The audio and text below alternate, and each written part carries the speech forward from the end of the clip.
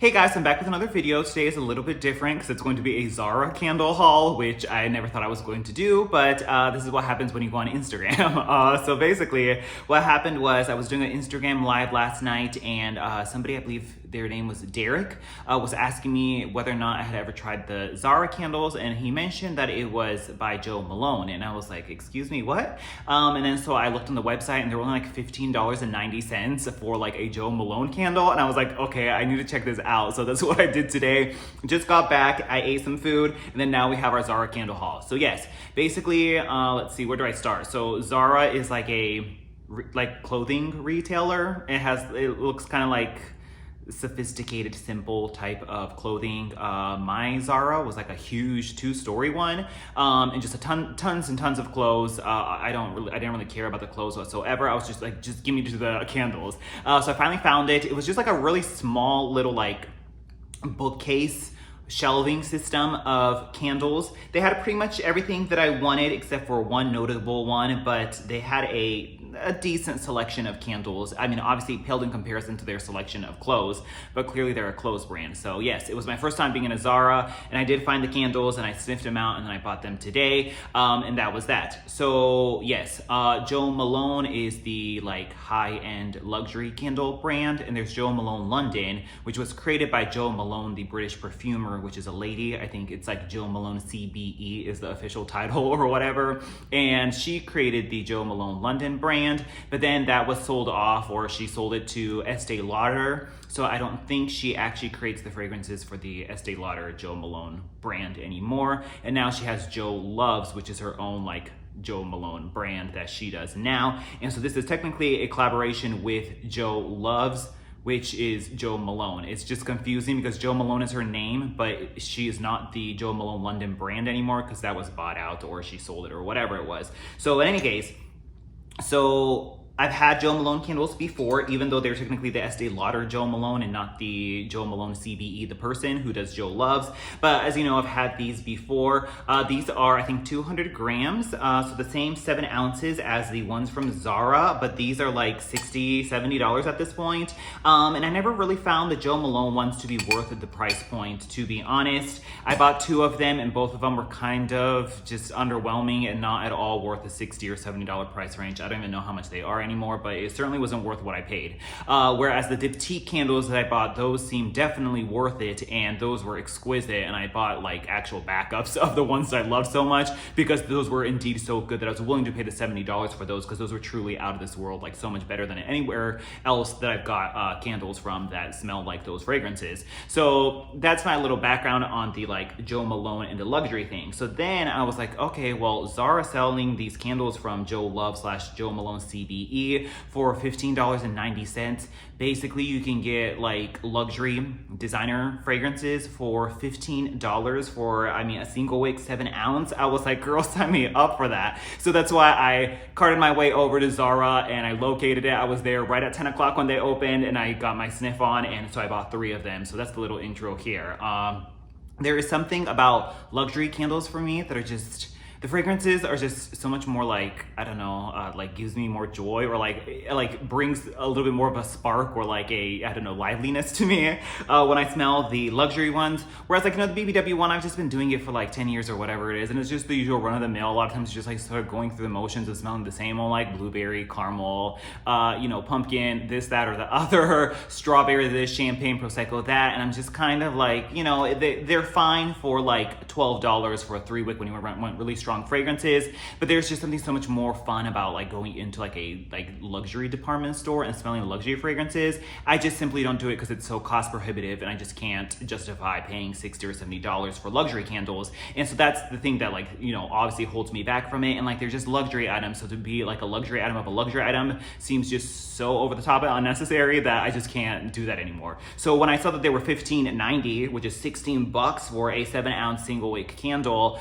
I was like, okay, I have to check these out. So yeah, let me get right into it, and we'll go from there. So they have quite a bit of them. The Zara website, heads up, is like the worst website in the entire like history of the internet. Oh my God, it's terrible. It looks like sophisticated and nice, and the photography is, you know, pretty and all that kind of stuff. But the usability is it's just like all text, and you have to like keep scrolling, and you don't really know where to go. And there's like links for like check store availability, but they're not underlined. There's no button or arrow on it. So anything that's a link is not actually linked or doesn't look like any kind of usual like user interface principles that you use in web design. It's just a hot mess. It's so aggravating and frustrating to navigate that website. It's ridiculous. So you are indeed better off just like Googling like Zara candles and trying to get to that way. So yeah, they have a whole slew of like perfumes that are matching to the fragrances as well, and then a whole collection of candles. And there's actually quite a set of different candles. There's like even 3-wick candles there, but I don't think those are like the Jo Malone ones. But there's a number of different series of like Jo Malone like fragrances, I guess. Like in particular, there's one called Rose Marshmallow Candy that is not available at all in any of my locations. So I was super bummed about that. But that's in like a juicy like colored jar too. And there's like a watermelon ice thing or a cherry ice thing and some other apple one. Like they have like these really fun juicy ones, like the Rose Marshmallow Candy I want to smell so bad. So if any of these three or if these three perform well generally, then I might try to put in an online order for the Rose Marshmallow Candy and snag that, because like that is just has my name written all over it. So yeah. So they have this Zara Emotions collection, and most of them were there, and they also had some like essential oud and like ancient papyrus, which was really interesting as well, and like a leather jardine or something like that, which was like in colored boxes rather than these white ones. So they had quite a bit of selection, but they had none of the 3-wick or larger candles at all at my store whatsoever. It was just the single wick 7-ounce ones. So once again, like in comparison to how massive that store was, a very small or like modest selection of candles to be had. So the first one we have is Fleur D'Oranger, which I'm assuming is, let's see, where are we? Is like orange flower. And this is a collection created by Joe Loves. Royal and regal moments should always be celebrated with orange flowers. And it says Jo Malone CVE on it, and that's what that looks like right there. There's like a quote on there. The notes on this one are orange blossoms, neroli, and ylang-ylang. So you know I love my florals. And then it comes with like a little sticker on here, and they're all numbered. And yes, let's open it right now. And that is what that looks like. A lot of them have like air bubbles in the stickers. It's very like, you know, simplistic, usual, like higher end, just simple label on there with the usual like clear glass on it. Like these clear glasses, like if you're into candle making, you know these are like very cheap to be able to get, but a lot of luxury candles just do the simple one. So it's actually, you know, the packaging itself, it's not like this super luxe thing, but I just kind of care about the fragrance. So yeah. And then these do not have a lid, they have a dust cover on it. So in comparison to like the traditional Jo Malone one, that's kind of what that looks like right there. I don't really, like the lid is neither here nor there for me. I'm here for the fragrance. So that one's this one right here. These are, I believe, once again, 7 ounces, and they are made in Great Britain, and you can see the warning label on there as well. And oh boy, oh my God, this is so delicious. I love this one so much. It smells like, you know, orange blossoms, which is, you know, orange flower is probably what this translates to. You definitely get that orange blossom note in there. Very traditional orange blossom fragrance. It's like an almost beachy vibe to it, slightly like a neroli fragrance as well. But what I like about this one is that it's not so heavily neroli in the way that a lot of neroli or orange blossom fragrances have a very distinct metallic bite to it that I don't love, and it doesn't really truly mimic the natural sweetness that an orange blossom has when it's blooming on like in an orange grove. This one does, however, capture quite a bit of the sweetness of an orange blossom as it's blooming in a grove. So that's what I love about it so much, because if you've watched my videos for any length of time, I've always been looking for like a perfect orange blossom candle that smells truly like the sweet, beautiful, and natural sweetness that's in a orange blossom when it's blooming. This one probably does it the best in terms of it still retaining that natural sweetness that you get like wafting through the air, and it's so beautiful. And it's definitely not, there's still a little bit of a metallicness in there, which once again sort of comes from like the acidity or like sort of like the tart bitterness that you would get from like an orange fruit note. That is still lying in the background, but it's probably the least metallic orange blossom that I've smelled, so it's the most closest to a true natural orange blossom, so I'm loving that so much. There's a distinct, you know, floral sweetness in here mixed with that orange blossom note, and it's absolutely divine. I can't wait to burn this one, and I'm hoping you know, the thing that sucks about these hauls is like you haul them, you get them home and you're so excited about them, but then when you go to burn them, it's like, oh, single wick, duds out, doesn't pull out, unscented, the usual kit and caboodle you get with these candles. So I'm just really hoping that these actually perform well and throw at least like a medium in a bedroom.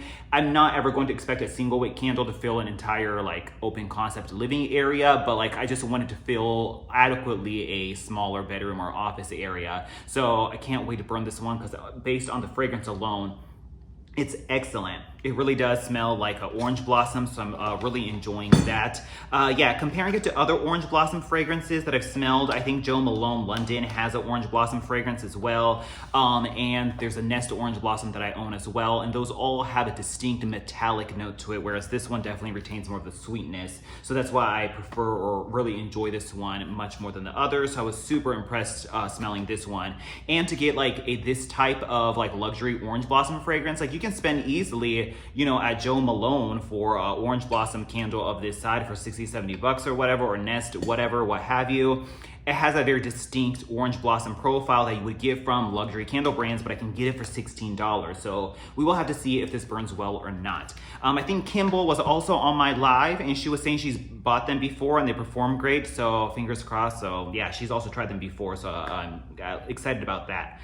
So that was the Fleur D'Oranger, the orange flower one. And let's go into the next one. We have, let's see, Waterlily Tea Dress right here. And this one has this pretty like sage mint green color. And this one says a soft jazz music plays in the background, picnics on the lawn, a vintage tea dress floats by in the gentle breeze.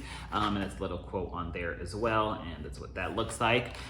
This one, oh my gosh, I love this one so much. I already, because obviously I was sniffing these in the store and I was like, this is the one I have to get no matter what. I mean, obviously along with the orange flower one. So we have Waterlily and Tea Dress, and that's what that looks like right there. And it has that cute like mint green dust cover on it. And this one says Vert de Bergamot, Spearmint and Musk.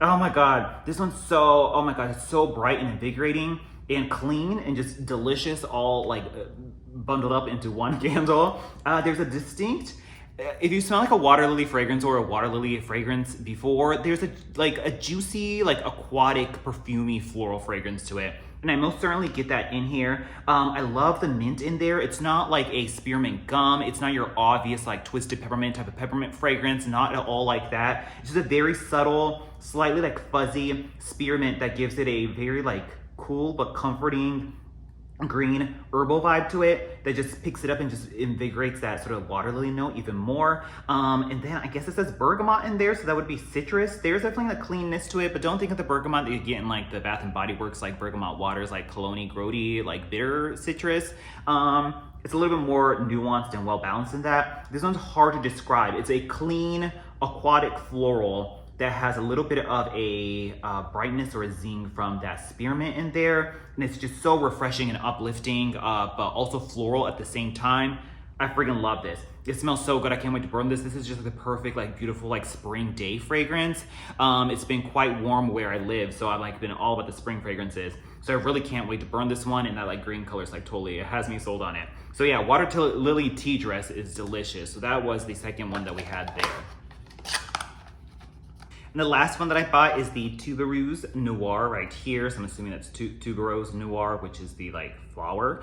This one says the single note of tuberose is more commanding than diamonds. And the notes on this one read ylang ylang, tuberose, and sandalwood. And this one obviously has the ylang ylang and the white florals in here. So kind of similar to the orange flower one that I was just talking about. But I love all the white florals. So I was like, well, let me check this out, especially for $15.90. So that's what I did. And so that's what that one looks like right there. And this one has the red dust cover on it. Oh my God, delicious. I love this one too. Yeah, this one is your very standard tuberose fragrance. It smells very similar to the tuberose from Diptyque, but for much cheaper. It is a little bit lighter than the tuberose from Diptyque, at least on cold. I don't know how it is burning, but the tuberose from Diptyque is, ooh, I mean, I have a 5-wick of that, so it's not totally fair to compare the two, but the tuberose from Diptyque is like so strong, like headache-inducingly strong. This one doesn't smell as strong, but still very present on cold. It's your usual like white floral, slightly tropical, very heady. It has a natural sweetness to it, similar to a orange blossom, but tuberose tends to have a slightly spicy and also like a agave or aloe type of smelling green like texture to it that is very distinctly tuberose that I always get, and oftentimes there's a slightly spicy undertone in tuberose as well. It's very like intoxicating and very heady, but I really enjoy it. It doesn't have like sort of the like very metallic or citrus undertones that an orange flower or like an orange blossom has. It's a little bit more of a like slightly romantic, slightly romantic spicy quality to it. That I really enjoy. So it does smell just like your usual tuberose type of fragrance that you get there, but normally these tuberose fragrances, like, you know, they're reserved for like luxury candle brands, so I have to spend, you know, like $60-$70 to be able to get a tuberose fragrance like that. It's also very similar to gardenia as well, putting that out there. So yeah, but usually, yeah, you have to like, to get a nice juicy tuberose fragrance, it's usually not in your usual like, you know, mall brand fragrances, so you do have to like go step up to a like, you know, luxury fragrance brand. So to be able to get one once again at a $15.90 price point, I'm super jazzed about that. So that's the Tubereuse Noir right there. So on cold, super impressed. These could easily be like, you know, they're not groundbreaking or like totally different or out of the box. They smell like other luxury fragrances that I've smelled before. But once again, for a fraction of the price, like I've had this one from Jo Malone and I don't get a whole lot of satisfaction out of it. It smells great on cold, the Red Roses one, but every time it burns, it always has a distinct like chlorine vibe to it. It smells like chlorine is burning. So obviously I don't love that for a $60-$70 candle. And it's usually a very like medium throw. I also had a special edition Silk Blossom one from Jo Malone, which was also once again very pricey. And that was like a very like weak throw in a small bedroom. So as you can imagine, I wasn't too happy about that. Like these don't throw as strong as like a Diptyque does. So once again, I definitely am interested to see how these will perform, especially for the price point, and they're quite accessible at Zara. So yes, I fingers crossed that these go well, and then I'm really wanting to try the Rose Marshmallow Candy one, and then we will go from there. I will try to burn them and review them just so I can have those reviews out there, even though this is slightly old news, but once again, thank you to Derek for letting me know about these candles. And I think Kimball said she's already tried them before and she likes them too, so we'll see how they do. Let me know if you've tried any Zara candles yourself. I've never even walked into a Zara prior to today, but if these perform well, I could see myself like, you know, when you just, there's a lot of times where you're just like jonesing for a luxury fragrance rather than the usual, you know, maple pancake, you know, cherry icicle, you know, that kind of stuff. So I'm really hoping these actually work out, so we will see how they go. So thank you so much, and I will talk to you guys later. Bye.